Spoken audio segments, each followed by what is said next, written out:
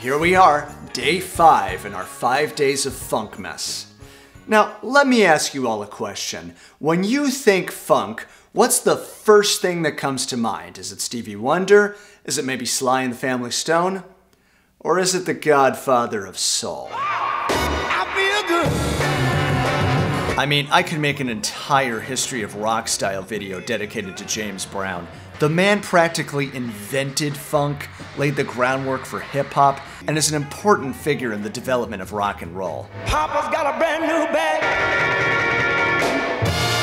Even by 1968, he had an endless number of singles under his belt. Most recently, Cold Sweat, I Got the Feeling, and the landmark anthem, I'm Black and I'm Proud, which I'll get to in a second. And in terms of LPs, he'd already released some 20+ albums to that point. Most notably Live at the Apollo, one of the most influential albums ever made. And even back in 1966, he'd released a Christmas album. But in 1968, he would release a follow-up Christmas album called A Soulful Christmas. I mean, look, if you're gonna do 5 days of Funkmas, you can't not include James Brown. And how fortunate is it that he made a Christmas album, a few of them actually. Although, I have to say right off the bat, this is probably my least favorite of the 5 that I've done so far. Because social issues were very heavy by 1968, this album takes on a more melancholic approach. You can hear that on the album's lead-off track, Santa Claus Go Straight to the Ghetto. Go straight to the ghetto. Co-written by bandleader Pee Wee Ellis, and no, not that Pee Wee, and Hank Ballard of the Twist fame. Like many James Brown classics, his voice is smoking, and the band lays down an irresistible groove. Clyde Stubbfield on drums, Charles Sherrill on bass, Jimmy Nolen on guitar, and the horn section consisting of Wayman Reed, St. Clair Pinckney, and Pee Wee Ellis. But this song's message is more melancholic than singles like Papa's Got a Brand New Bag. JB's plea to give children in poorer communities actually brought tears to his eyes during the recording session, which he admits at the end of the song. Christmas, in its most noble moments, has always been about giving to those less fortunate, which makes Santa Go Straight to the Ghetto an important message this time of year.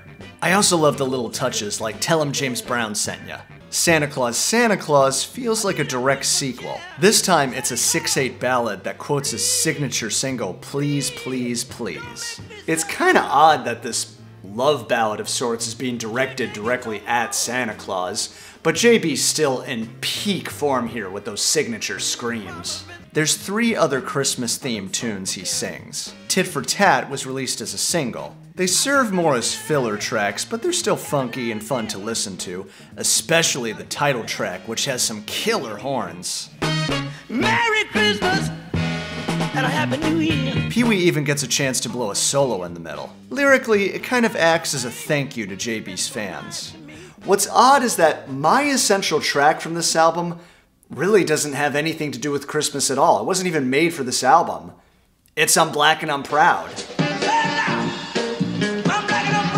The song was originally released as a single in 1968, a few months after his famous Boston Garden concert following the death of Martin Luther King Jr. Now I asked the police to step back because I figured I could get some respect for my own people. And all we together win. The civil rights message is very clear, and it's almost impossible to overstate its importance. This song practically changed the language surrounding race in America, and having a group of young children say it loud was integral to James Brown's message of black empowerment. And even the message aside, it's such a funky track with Charles' bass pumping that one, Jimmy's biting guitar licks, and the way JB raps the verses was so influential on hip-hop songs to come. Though as much as I love hearing this song in all its vinyl glory, why was it included on a Christmas album? I mean, I guess it works as a companion piece to Santa Go Straight to the Ghetto, but I'd be willing to bet they included it to boost sales. Because strangely enough, less than half of this album is James Brown singing Christmas tunes. 5 tracks on this album are instrumentals. Yep, 5 out of 11 tracks do not contain James Brown's vocals. Instrumentals are a staple of JB's albums. Usually he'd play organ, which could work nicely for a Christmas-themed instrumental, much like Booker T and the MG's Christmas classics. But these tracks are mostly driven by vibes, and they get pretty boring after a while.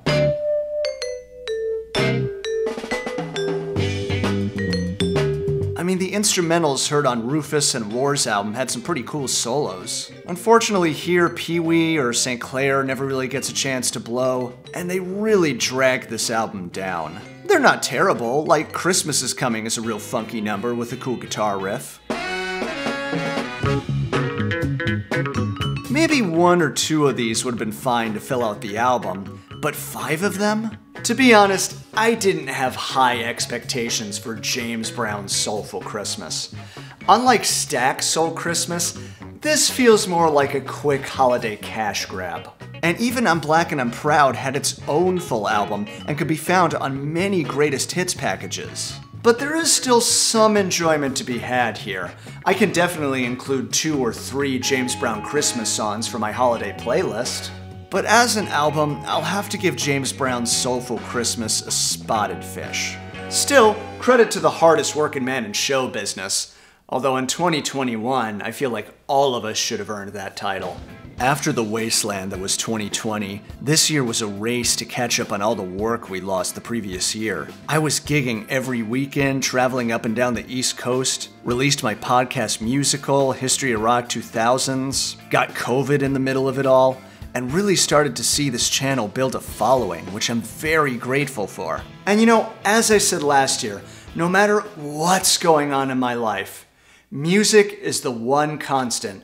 Whether it's new original material emerging from live performance or the classics of the past blasting onto my turntable, I really just wanted to share some music I enjoy with you all.